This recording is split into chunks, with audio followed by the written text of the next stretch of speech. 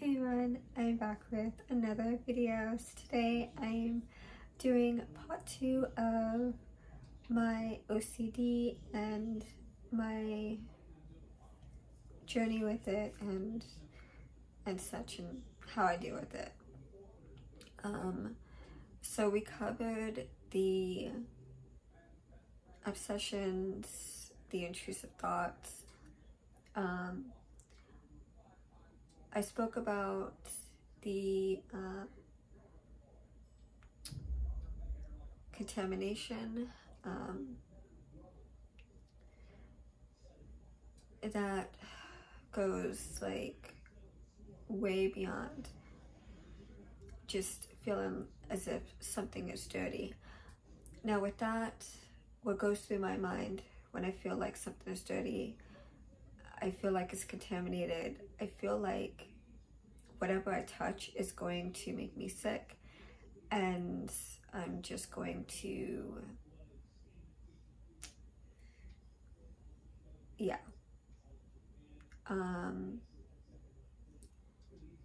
And it's a fear that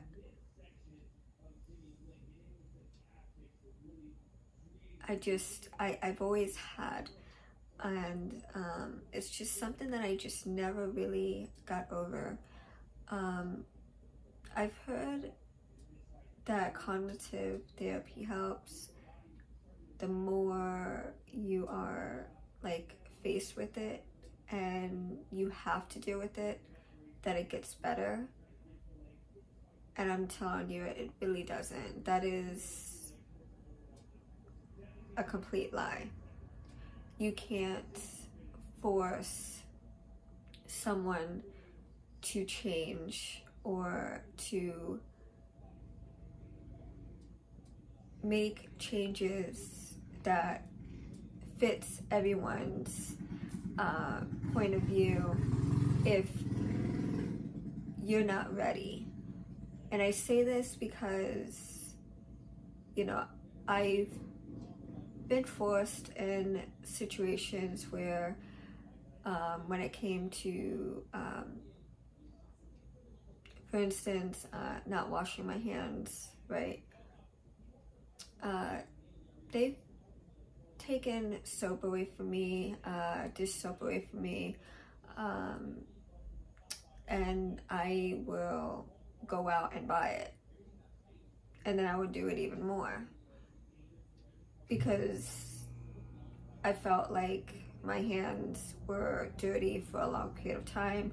Therefore, it takes longer for me to clean them, to make sure that they're clean.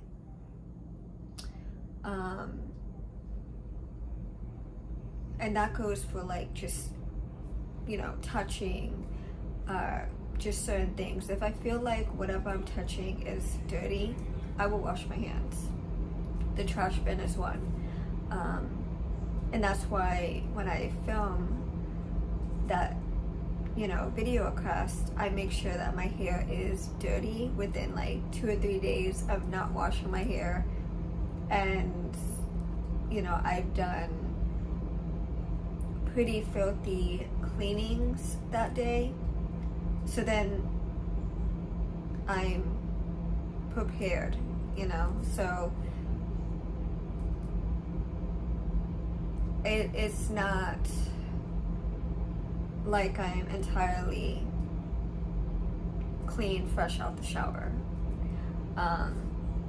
which would make it even worse. If I took a shower that morning, I filmed that cleaning video, and then I would take another shower, that would just make that ritual or that compulsion even more intense.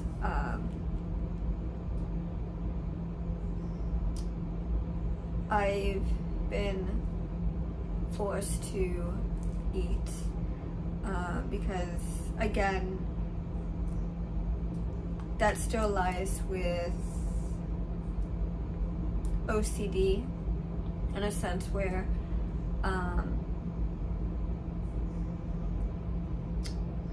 I feel like the food is going to make me sick. And the food is poisoned, which in turn merges into an hallucination, because the delusion of it making me sick is very strong, and I will hold on to that delusion until the food is away from me.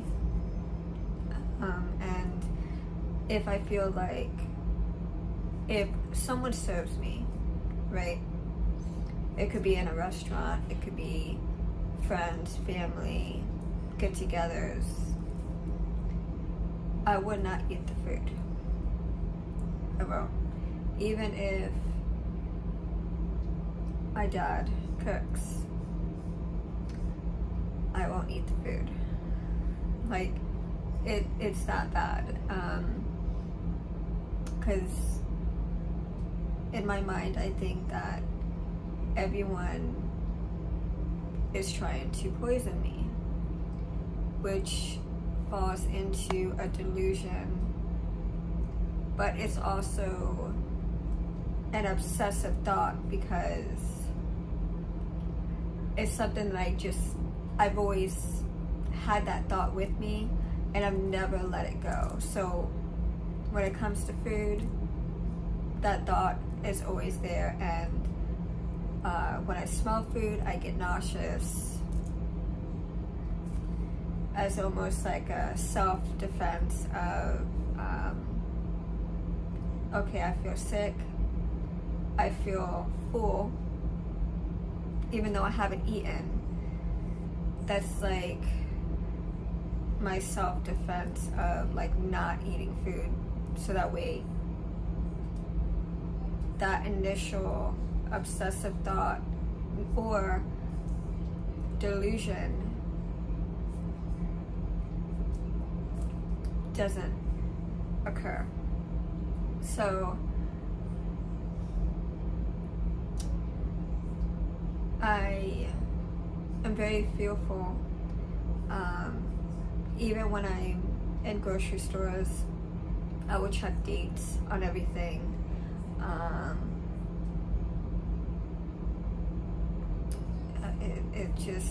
It's always been that way.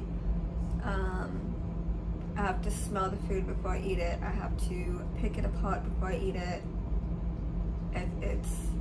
And then that's where the hallucination comes, where if it's meat, I think that it's raw, or I see red, or, you know.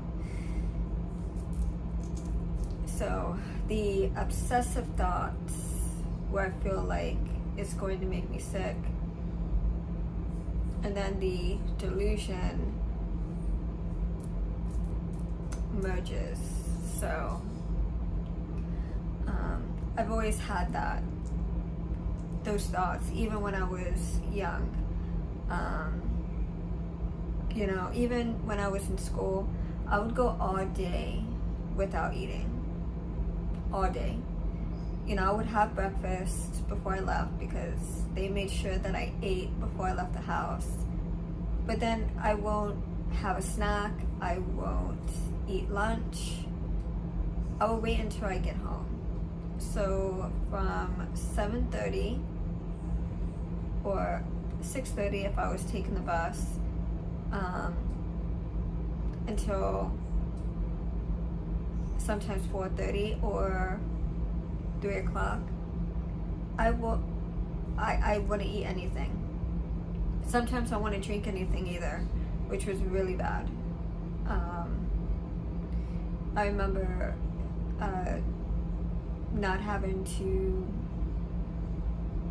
use the restroom all day because I haven't eaten or drank any water, anything.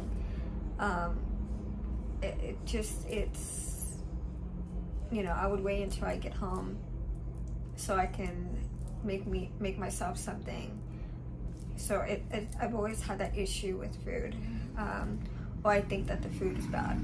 So if I'm not initially thinking that someone's trying to poison me, or the food is poisoned, or it's bad, or it's undercooked, or it's not cooked at all,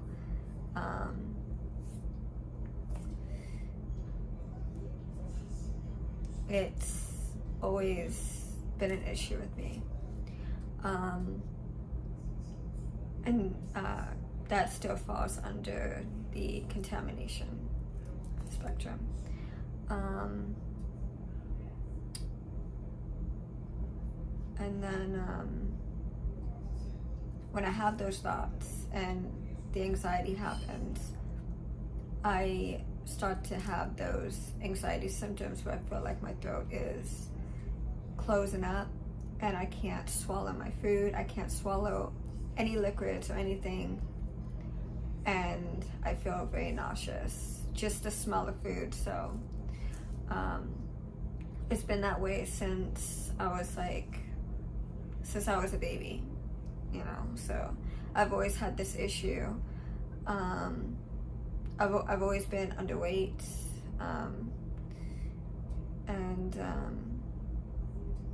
yeah, because I don't eat, and if I do eat, it's just enough,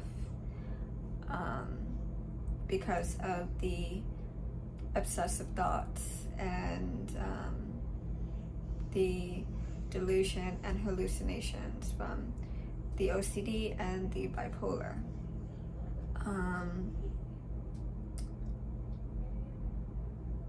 And then when I feel like something is dirty, I have to wash my hands so many times. So what you see on camera is just a small portion of what I do. Today alone, after I filmed, because I filmed part 1 this morning, and I was really anxious because, you know, they were making me leave the house, and I didn't want to leave the house. I wanted to stay home, and they made me leave, and then I started having anxiety while I was doing that video. But just today alone, I washed my hands 35 times. It was 20 times when I was away.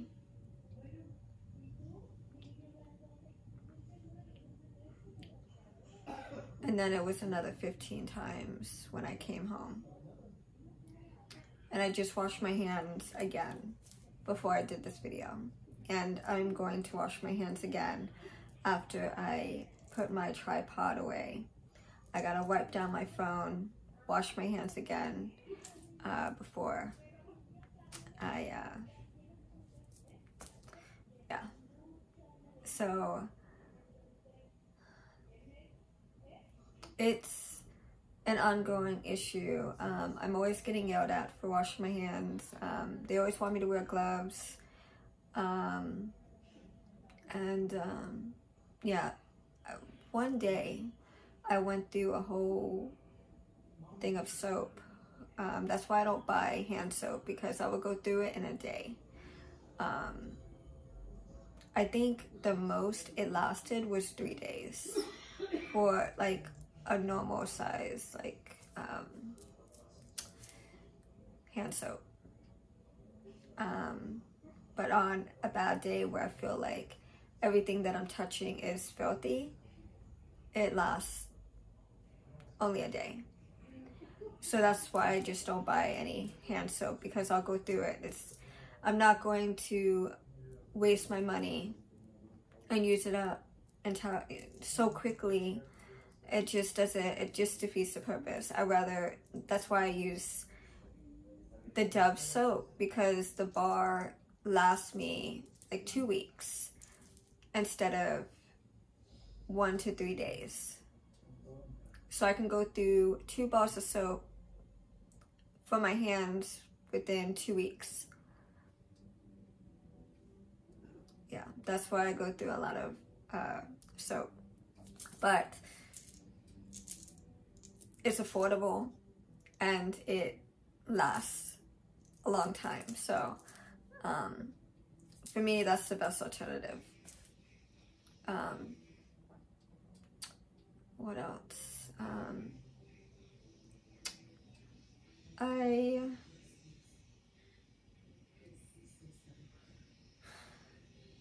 When it comes to cleaning, everything has to be orderly. Everything has to be within color, order, size, and or number, letters, and so forth. So if I'm, for instance, at the salon, I was organizing the hair dyes, and I got to do everything from back to forward. So I do everything from the biggest number to the smallest number. To me, it's better because everything has to go from like the smallest number to the biggest number. So when you walk up to the shelf, everything is completely like lined up in order. So when I put everything on the shelf, everything is from back to front, and it's easier that way. And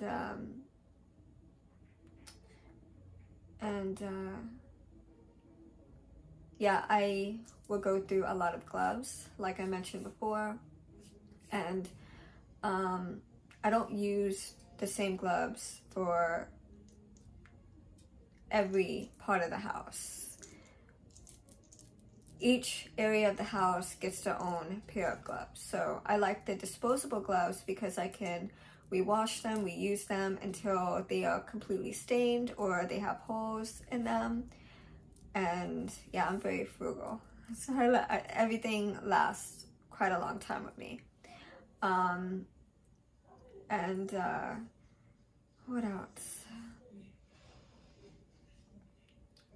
Every week when I do laundry, I gotta clean everything. I gotta do my sheets, I gotta clean all the rugs, all the blankets around the house. So every week he gets mad because he's like, you just cleaned it, last week. You really don't need to clean them every single week. But in my mind, I have to clean them every week because the dirt, the grass.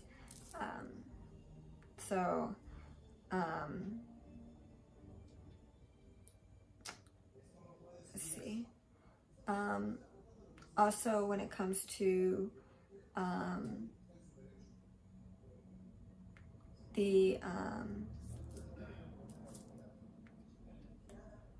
how I navigate through my fears is through cleaning and reorganizing. To me, it relieves so much anxiety. Yes, it's a temporary relief to a long-term problem, but it makes me feel good. It makes me feel so much better at the moment, and it clears up my chaotic mind. So when everything is out of order and a mess and just gross, it stresses me out.